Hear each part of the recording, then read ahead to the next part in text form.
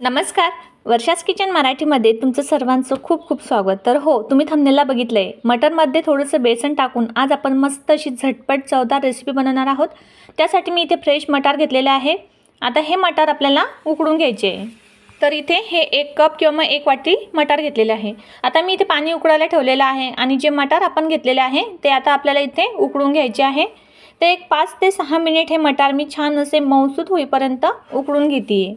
आपण मस्त अशी ताज्या मटारपासून आज चवदार रेसिपी बनवणार आहोत. तर एक 5 मिनिट झालेले आहे. तर तुम्ही बघू शकता मस्त इथे आपले मटार उकडून झालेले आहे. आता इथे मी गॅस बंद करून घेते आणि हे मटार आपल्याला एका चाळणीमध्ये गाळून घ्यायची आहे. तर त्यासाठी मी इथे एक चाळणी घेतलेली आहे. आता हे उकडलेले संपूर्ण मटार मी चाळणीवर घालते आणि हे असे गाळून घेते आणि असं चाळणीवर घातल्यामुळे यातील संपूर्ण पाणी हे निथळून जाईल. त्यानंतर इथे मी एक भांडं घेतलं आणि निथळून घेतलेले संपूर्ण मटार आपल्याला या भांड्यामध्ये घालून घ्यायचे. आता इथे मी एक स्मॅशर घेतले. तुम्ही घरातील ग्लास किंवा मग आमटीची जी पडी असते ती घेतली तरी चालेल आणि हे संपूर्ण मटारचे जे दाणे आहेत ते आपल्याला असे स्मॅश करून घ्यायचे. तर तुम्हाला व्हिडिओमध्ये दाखवते, आपल्याला फक्त असे जाडसर स्मॅश करून घ्यायचे, एकदम बारीकही नाही आणि अख्खे सुद्धा आपल्याला इथे मटार ठेवायचे नाही. तर असे जाडसर त्याची आपल्याला भरड बनवून घ्यायची. तर तुम्हाला दाखवते मी अशा पद्धतीने आपल्याला संपूर्ण मटार असे स्मॅश करून घ्यायचे. आता यामध्ये आपण काही साहित्य घालूया. तर यासाठी मी हिरवी मिरची, अद्रक आणि लसूण याची अशी जाड पेस्ट बनवून घेतलेली आहे. ती यामध्ये मी 1 चम्मच घालते. त्यानंतर एक मोठ्या आकाराचा कांदा इथे मी बारीक कट करून घेतलेला तो आपल्याला यामध्ये घालायचा. नंतर यामध्ये मी कोथिंबीर स्वच्छ धुवून अशी बारीक कट करून घेतलेली ती यामध्ये मी घालते. थोडासा हिंग आपल्याला यामध्ये घालायचा आहे. त्यानंतर थोडीशी हळद मी यामध्ये घालते आणि अर्धा चम्मच इथे मी मिरची पावडर घालते. कारण आपण सुरुवातीला सुद्धा हिरव्या मिरचीची पेस्ट घातलेली, त्यामुळे मिरची पावडर यामध्ये मी थोडंसंच घालते. नंतर इथे 1 चम्मच मोठा चम्मच भरून मी पांढरे तीळ घेतलेले आहे ते घालते आणि चवीनुसार आपल्याला यामध्ये मीठ घालायचं आहे. मीठ घातल्यानंतर 2 चम्मच इथे आपल्याला बेसन पीठ घालायचं किंवा मग अर्धी वाटी इथे आपल्याला बेसन पीठ घालायचं आणि 1 चम्मच इथे मी तांदळाचं पीठ घालते. तांदळाचं पीठ घातल्याने आपला पदार्थ मस्त असा क्रिस्पी आणि कुरकुरीत होतो. तर इथे आपण बेसन पीठ आणि तांदळाचं पीठ घातलेलं आहे. तर हे आपल्याला थोडंसंच घालायचं आहे आणि मटरचे जे दाणे आहे ते आपल्याला जास्त प्रमाणात घ्यायचे, म्हणजे आपला जो पदार्थ आहे तो छान असा क्रिस्पी होतो. आता हे संपूर्ण साहित्य घातल्यानंतर मी हे संपूर्ण साहित्य मस्त असं मिक्स करून घेतलेलं, एकजीव करून घेतलेलं आणि यामध्ये आपल्याला अजिबात पाणी वगैरे घालायचं नाही. पाणी न घालता हे मस्त असं आपल्याला मिक्स करून घ्यायचं आहे. जे मटारचे दाणे आपण उकडून घेतलेले आहे त्यामध्ये थोडंसं पाण्याचा ओलावा असतो आणि त्यामध्येच हे संपूर्ण साहित्य छान असं एकत्र होतं.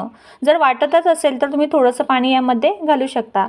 त्यानंतर 1 चम्मच इथे मी जिरे आणि धनेची जाडसर अशी पूड बनवून घेतलेली होती ती घातली आणि ती घातल्यानंतर परत हे मी मिक्स करून घेतलेलं आहे. मिक्स करून झाल्यानंतर मी असं पाण्याच्या हाताने छोटासा गोळा आपल्याला हातावर घ्यायचा आणि असं एकदम पातळ इथे आपल्याला हे असा पदार्थ बनवून घ्यायचा आहे. तुम्ही बघू शकता व्हिडिओमध्ये दाखवल्याप्रमाणे इथे आपल्याला पातळच बनवायचा, म्हणजे तो आतून सुद्धा छान असा शिजला जातो आणि मस्त बाहेरून कुरकुरीत कडक क्रिस्पी होतो.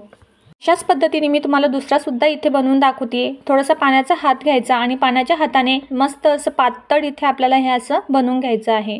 तुम्ही यामध्ये जर तुम्हाला आवडत असेल तर तुम्ही 1 बटाटा किसून घालू शकता किंवा मग गाजर किसून घातलं तरी चालेल. मस्त हा नाश्ता चवीला लागतो. मटारपासून बनवलेला हा नाश्ता एकदा नक्की करून बघा. आता इथे मी तुम्हाला 2 बनवून दाखवलेले आहे.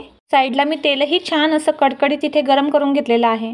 आता हे तळत असताना तेल हे कडकडीत गरम असावं आणि तेलामध्ये सोडल्यानंतर गॅस हा आपल्याला मध्यम ठेवायचा आहे. कमी ते मध्यम आचेवरतीच हे आपल्याला असे मस्त क्रिस्पी कुरकुरीत होईपर्यंत तळून घ्यायचे आहे. तर मी कढईमध्ये मावेल एवढे यामध्ये घालते आणि मस्त हे आपल्याला अलटून पलटून दुसऱ्या साईडने सुद्धा मस्त असा कलर चेंज होईपर्यंत परतून घ्यायचे. तर तुम्ही बघू शकता किती मस्त असा कलर आलेला आहे. आता दुसऱ्या साईडने सुद्धा मी छान असे हे खमंग कुरकुरीत क्रिस्पी होईपर्यंत तळून घेते. तर अशा पद्धतीने मी इथे छान असे हे तळून घेतलेले आहे. हे आपण मस्त असे फ्रेश मटारपासून बनवलेले आहे, त्यामुळे ह्याची चवीला सुद्धा खूप छान लागतात. तर इथे मी हे काढून घेते आणि राहिलेले संपूर्ण वडे सुद्धा मी अशाच पद्धतीने असे तळून घेते. तळत असताना गॅस हा आपल्याला मध्यम ते कमीच ठेवायचा आणि मध्यम ते कमी गॅसवरतीच आपल्याला हे मस्त असे खमंग कुरकुरीत होईपर्यंत संपूर्ण हे अशा पद्धतीने तळून घ्यायचे आहे. तर इथे सुद्धा हे छान असे तळून झालेले आहे. कलरसुद्धा खूप छान असा आलेला आहे. तर मस्त आपल्या फ्रेश मटारपासून भन्नाट इथे आपला नाश्ता तयार होतो. तर यामध्ये आपल्याला पीठ हे कमीच घालायचे, त्यामुळे हा मस्त असा कुरकुरीत क्रिस्पी होतो। तर अशा पद्धतीने इथे मी संपूर्ण हे असे बनवून घेतलेले आहे। वेगळ्या पद्धतीचे आहे, वेगळ्या चवीचे आहे आणि यामध्ये आपण तीळ घातलेले आहेत, त्यामुळे हे भरपूर असे पौष्टिक सुद्धा झालेले आहे। हे इतके क्रिस्पी झालेले आहे, तुम्हाला मी दाखवते, आणि तेलकट सुद्धा झालेले नाही। तुम्ही बघू शकता व्हिडिओमध्ये किती मस्त हे असे क्रिस्पी झालेले आहे आणि आतून सुद्धा हे छान असे शिजलेले आहेत। तर हे तुम्ही दह्यासोबत किंवा मग पुदिन्याची जी चटणी आहे त्यासोबत सुद्धा खाऊ शकता, किंवा मग जो टोमॅटो सॉस असतो त्यासोबत जरी खाल्ले तरी खूप छान लागतात। तुम्ही हे खिचडीसोबत, डाळ भातासोबत किंवा मग असे गरमागरम जरी खाल्ले तरी खूप टेस्टी लागतात। तर असे फ्रेश मटारपासून मस्त असे थंडीच्या दिवसात छान अशी रेसिपी एकदा नक्की करून बघा। कशी वाटली मला नक्की कमेंट्समध्ये सांगा। लाईक शेअर करा आणि वर्षास किचन मराठीला जर सबस्क्राईब केलं नसेल तर नक्की सबस्क्राईब करा आणि साईडला असलेलं बेल आयकॉनसुद्धा प्रेस करा, म्हणजे माझ्या रेसिपीची नोटिफिकेशन तुम्हाला लगेच मिळेल। तर चला आजची किचन टिप बघूया। मेथीचे पराठे बनवताना त्यामध्ये थोडेसे तांदूळ पीठ व दही घालावे। तांदूळ पिठामुळे पराठे हे खुसखुशीत होतात व दह्यामुळे छान पातळ लाटले जातात। तर चला भेटूया अशा एका छान रेसिपीमध्ये आणि किचन टिपमध्ये। तोपर्यंत बाय।